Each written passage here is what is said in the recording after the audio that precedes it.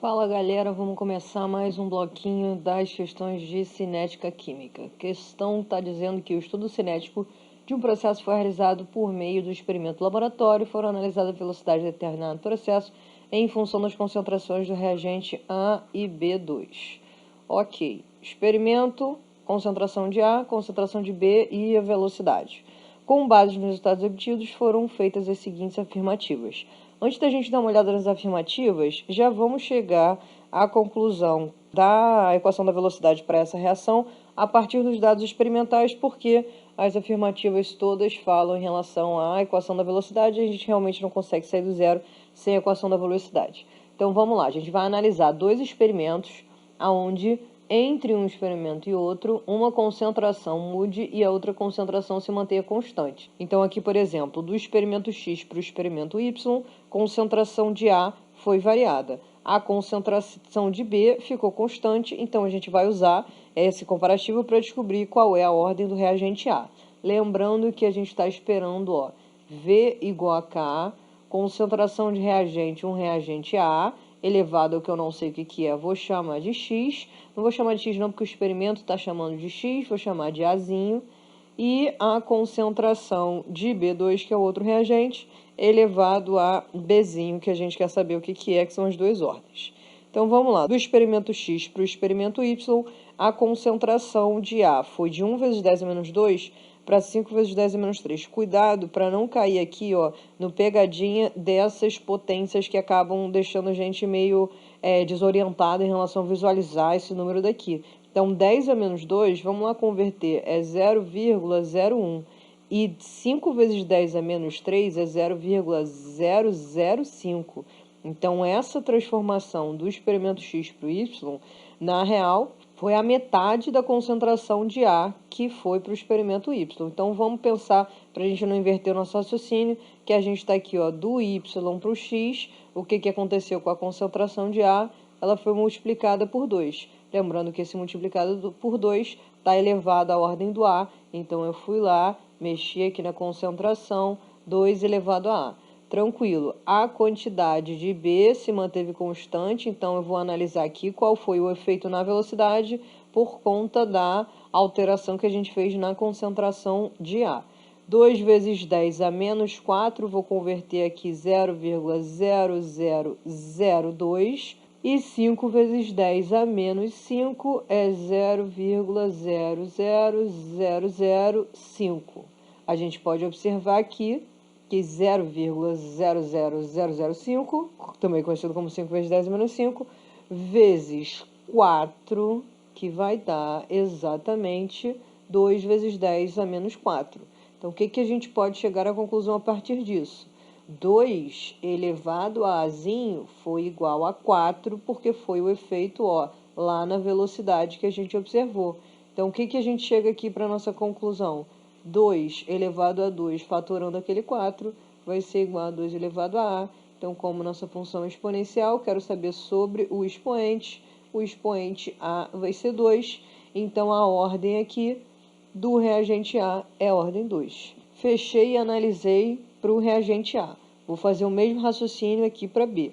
Então, vou escolher um experimento onde B tem a sua concentração alterada e A mantenha constante. Então, a gente vai comparar Z e X, sendo que a gente vai fazer uma transformação de Z indo para X, porque a concentração de B é 0,01 no experimento X e a concentração é 0,005 aqui no experimento Z. Então, a gente consegue observar que quando a gente vai para o experimento X, aquela concentração foi multiplicada por 2, que é o que a gente quer analisar. Qual foi o efeito dela lá na velocidade? A mesma coisa, a gente está indo de 0,0001 para 0,0002, ou seja, foi multiplicada por 2.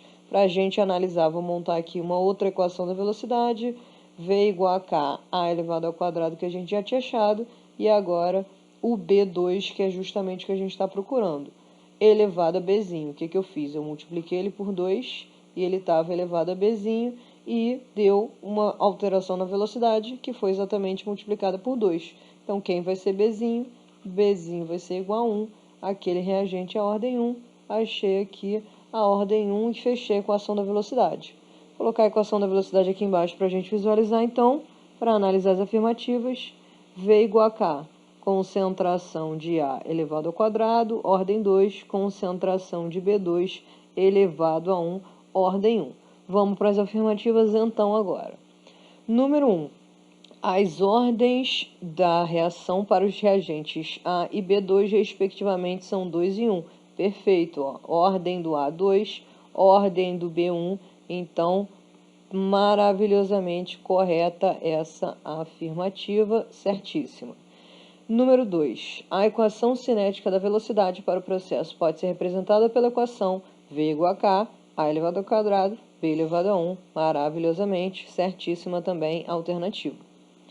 Número 3. A constante cinética da velocidade, K, tem valor igual a 200. Para a gente achar a constante cinética, é só a gente substituir em uma dos experimentos exatamente a nossa equação da velocidade. Então, aqui, por exemplo, no experimento X, vou fazer a conta para o experimento X.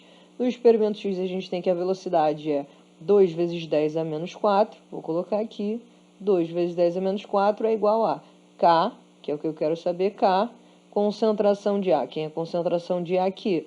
10 a menos 2. Então, vou colocar aqui 10 a menos 2. Está elevado ao quadrado, por isso que eu tenho que saber essa ordem. Vezes a concentração de B, que está ali também 10 a menos 2. E aí, fechou só resolvendo essa conta. K vai ser igual a 2 vezes 10 a menos 4, divididos por 10 a menos 2 vezes menos 2 aqui. Menos 4 com menos 2 ali deu menos 6. Agora corta esse menos 6, vai a mais 6 com esse menos 4, vai a 2. E aí fica 2 vezes 10 a 2, também conhecido como 200, nossa constante cinética. Então está correta. A afirmativa 1, 2 e 3 estão corretas. Então, todas as afirmativas, letra E. Vamos ser felizes, vamos para a próxima. Questão teórica para a gente dar uma conferida também na nossa teoria para ver se está tudo na ponta da língua. Yves Chavan, ganhador do Prêmio Nobel de Química de 2005, contribuiu intensamente para a área da catálise. Entre os processos por ele estudados são de produção de olefinas e a catálise homogênea, que permitiu a realização de reações bastante seletivas e a substituição de catalisadores prejudiciais ao meio ambiente. Ponto para o Yves Chavan, ótimo, a gente adora não fazer mal ao meio ambiente. Os catalisadores são substâncias que, eu não vou nem ler as alternativas, já vou direto definir com vocês. O que é que os catalisadores fazem? Ele diminui a energia de ativação, como ele faz um novo caminho reacional, ele pega outros intermediários, vai por outra direção, e essa direção tem uma menor energia de ativação. Se ele tem uma menor energia de ativação, é porque a velocidade da reação vai ser mais alta, consequentemente, o tempo de reação vai ser menor. Certíssimo? Então, catalisadores são substâncias que, letra A, diminuem a velocidade da reação. Não, está errado. Letra B, acelera a velocidade da reação ao reagir com os reagentes da reação. Na realidade, não, o catalisador ele é catalisador, ele não é nem reagente nem produto. Ele está lá na hora da representação em cima da seta. Reagente virando produto e aqui em cima que vem escrito qual é o catalisador. Ele é regenerado depois do processo, então está errado a letra B também. Letra C, diminui a velocidade da reação, parei de respirar, diminui a velocidade de forma nenhuma catalisador. Letra D, estão sempre no mesmo estado físico das substâncias participantes da reação. Especificamente aqui ele estava falando sobre a catálise homogênea, que é quando ela justamente está no mesmo estado físico, mas existe também catálise heterogênea. Isso daqui não é necessariamente condição para ter um catalisador, ele ter o mesmo estado físico ou ser uma catálise homogênea. Letra E, agora finalmente, aceleram a velocidade da reação química ao diminuir a energia de ativação do sistema. Maravilhosamente perfeito, exatamente o que a gente já tinha pontuado. Então, correta, letra E, menos uma. Vamos para a próxima. A reação química entre o gás hidrogênio e o monóxido de nitrogênio, representada a seguir, foi analisada em duas séries de experimentos. Então, foram feitos 2 experimentos para analisar qual é o comportamento cinético dessa reação. Na primeira série, a velocidade da reação foi medida em função da concentração de hidrogênio, mantendo-se a concentração de monóxido de nitrogênio constante em 1 mol por litro. Na segunda série, determinou-se a velocidade em função da concentração de monóxido de nitrogênio, mantendo-se concentração de hidrogênio constante a 1 mol por litro. Os resultados dos experimentos estão apresentados nos gráficos. Então, o que é que esse textinho, nesse parágrafos dali, querendo já me derrubar, está querendo me dizer? Ele simplesmente estabeleceu o que a gente normalmente leria em uma tabela de dados. O que a gente fez aqui no exercício anterior? Vou até pegar o dado do exercício anterior e aí vai ter que ter feito o exercício anterior, não adianta fugir. Observa aqui, o que a gente fez? Por exemplo, aqui para achar a ordem de a gente comparou o experimento Y com o X, onde B tinha concentração constante e A alterava. O que ele disse aqui que ele fez no nosso? Na primeira série, a velocidade foi medida em função da concentração de hidrogênio e manteve constante a concentração de nitrogênio. Então, o que aconteceu aqui? Em um gráfico, ele está analisando o que acontece com a concentração de hidrogênio e em função da velocidade.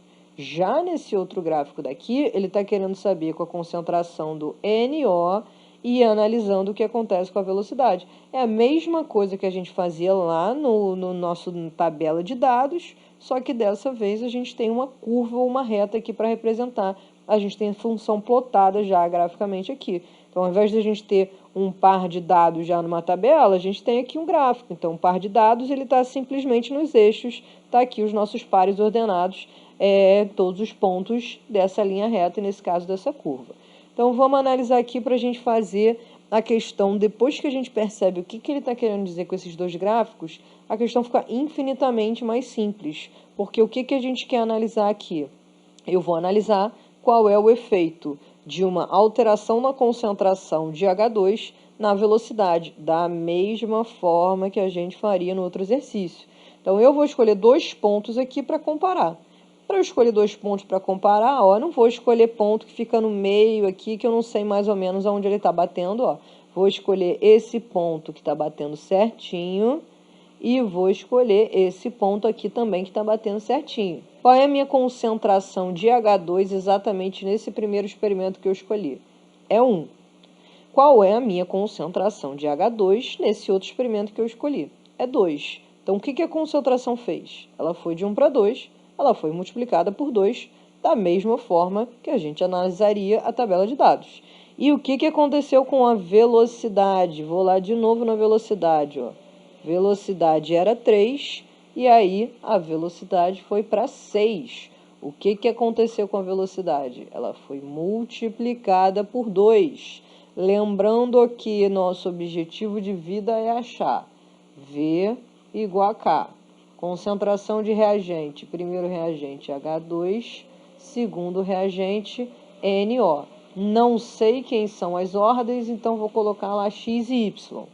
Primeiro experimento, o que eu fiz? Eu peguei a concentração de H2 e multipliquei por 2. O que aconteceu aqui com a velocidade? Ela também foi multiplicada por 2. Então, qual é a ordem de H2? H2 tem ordem 1.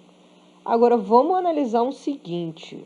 Ordem 1 representa que essa variável dessa função, lembra que isso aqui é uma função, f de x é igual a y. Então, aqui, você tem, em função do valor que a gente tem de x, a gente vai ter um valor de y diferenciado.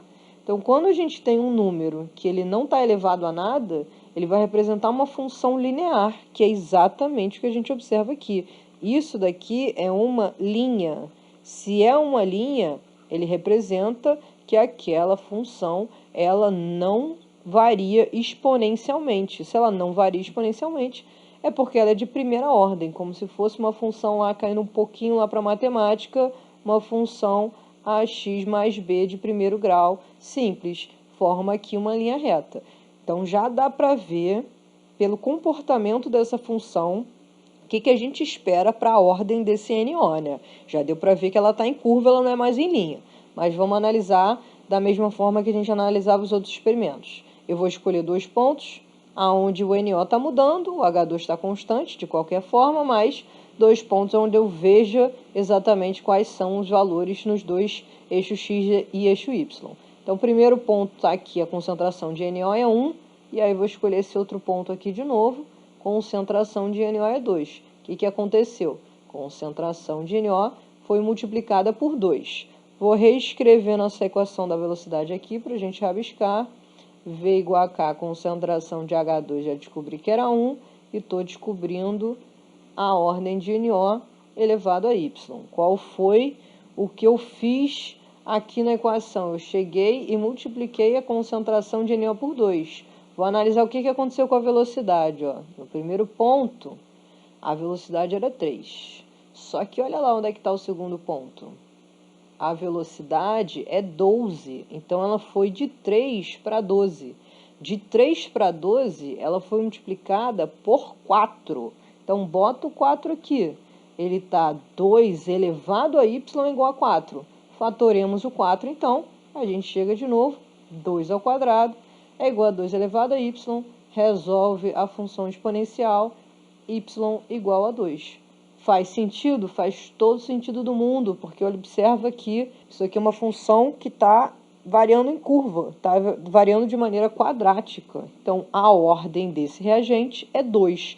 Visualmente, a gente já consegue pescar isso, vendo que isso daqui é ali uma reta e vendo que isso daqui representa uma curva. Então, curva, nossa ordem vai ser ordem 2 para o NO.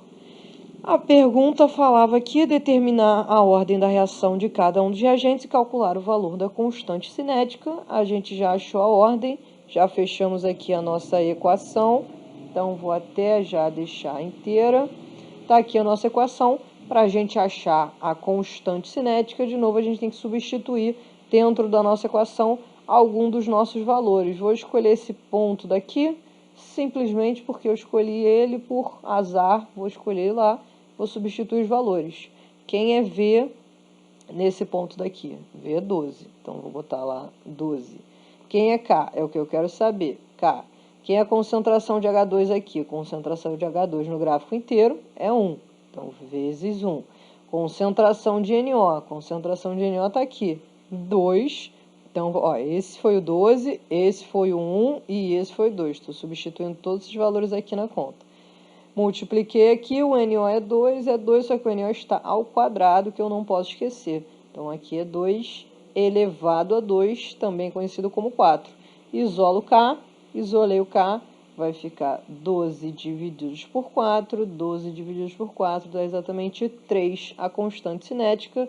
Então, fechamos, achamos as ordens dos dois, ordem do H2 é 1, ordem do N2 é 2, e a constante cinética é igual a 3 nessa equação. Certíssimo, mais uma para a gente fechar esse bloco. O gráfico abaixo refere-se à variação da energia de uma reação hipotética ocorrendo no sentido direto em 2 etapas. Está tranquilo aqui? Primeira etapa, segunda etapa. Vamos, antes de analisar as perguntas, ver o que a gente consegue tirar de conclusão já a partir desse gráfico. A partir desse gráfico daqui, vamos observar o seguinte. Primeiro que a gente tem que observar, ó, caminho da reação. Reação vai subindo o nível energético, subindo o nível energético, subindo, e aí chega aqui a um dado instante que ele atinge o máximo. O que é esse primeiro ponto? Energia de ativação da primeira etapa. Tranquilo, atingiu o máximo, depois ele desce e chega a um nível estável aqui embaixo, ou seja, aqui a formação de um intermediário. Depois ele sobe, de novo, chega lá em cima ao nível máximo. Energia de ativação da segunda etapa. Lá em cima, intermediário, depois do intermediário, ele chega aqui embaixo e finalmente é produzido ali um produto. Então, o que a gente tem aqui na reação? Energia de ativação da primeira etapa, energia de ativação da segunda etapa. Aqui em cima é intermediário, aqui em cima é intermediário ou complexo ativado. Aqui a gente já tem produto de reação, produto de reação. Então, a gente poderia dizer ó, que aqui eu tenho A, aqui eu tenho B e aqui eu tenho C. Todo vale, todo mínimo energético aqui vai representar uma substância sendo produzida, ou possivelmente pode vir a ser um reagente na próxima etapa. Então, a gente tem aqui, primeira etapa, A virando B, depois segunda etapa, B virando C, certo? Primeira etapa e segunda etapa. Agora vamos lá para a pergunta: qual das duas etapas é a etapa determinante na velocidade da reação hipotética global? Justifique. Vamos lá, o que a gente tem que saber agora na mesma hora que fala de etapa determinante na velocidade? Quem determina a cinética do processo é sempre a etapa lenta do processo. Etapa lenta, ela é a etapa mais devagar, justamente porque ela vai precisar de uma maior energia de ativação para acontecer. Então, você vai precisar de mais tempo para atingir aquela energia de ativação. Então, etapa lenta vai sempre determinar a cinética do processo e sempre vai ter a maior energia de ativação. Observando aqui, ó, a energia de ativação da primeira etapa, energia de ativação da segunda etapa. A energia de ativação da primeira etapa é maior do que a energia de ativação da segunda etapa. Consequentemente, a primeira etapa vai ser a etapa lenta e vai ser a etapa determinante. Ou seja, qual das duas etapas é determinante na velocidade da reação? A etapa determinante é a primeira etapa. Letra A foi letra B. Calcule o calor da reação ΔH correspondente à etapa mais endotérmica da reação hipotética global. Etapa mais endotérmica, vamos lembrar lá o que é uma reação endotérmica. Uma reação endotérmica é uma reação que absorve energia na forma de calor, é uma reação que vai ter um ΔH de sinal positivo e vai estar sempre subindo ao longo do tempo no gráfico. Então, quando ele fala de mais endotérmica, é a etapa que sobe mais de um reagente para produto no gráfico. Então, calcule o calor da reação, o ΔH, correspondente à etapa mais endotérmica. Ó. Primeira etapa, qual é o ΔH dessa reação? É exatamente esse intervalo daqui, que corresponde, ali as nossas letras corresponderia ao A menos o B. Nesse caso daqui, seria esse valor numérico, que vai de 5 até 30, que vale exatamente 25. Já para a segunda etapa, observa que ele vai daqui até aqui em cima, daqui até aqui em cima, vamos ver aonde que dá esse D, dá no 40, então ele vai do 30 ao 40, que vale exatamente 10 kJ. Então, se ele quer etapa mais endotérmica, 25 é mais endotérmico do que 10, então calcule o calor, ΔH igual a mais 25 kJ, que é o correspondente à nossa primeira etapa da reação. Fechou a letra B, para acabar, letra C, calcule o calor de reação correspondente à reação hipotética global inversa. Então, eu quero saber o ΔH da reação hipotética inversa. Vamos fazer o ΔH da direta, que a gente faz a inversa mudando o sinal. Então, vamos observar aqui, ó.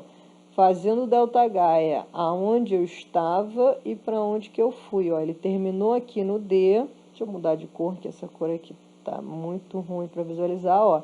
Ele começa aqui no 5, que é onde sai a reação, e ele vai até o D. Ele vai até aqui. Então, qual é o ΔH? Vamos voltar lá para pegar esse número. Ele vai do 40 até o 5. Então, ΔH da reação, em módulo, né, tá dando 35 kJ. Como ele quer o da reação inversa, ó, a reação direta, ele está subindo no gráfico, seria o ΔH positivo, só como ele quer da inversa seria a reação exotérmica correspondente, então o valor de menos 35 kJ, que é a entalpia desse processo. Certíssimo?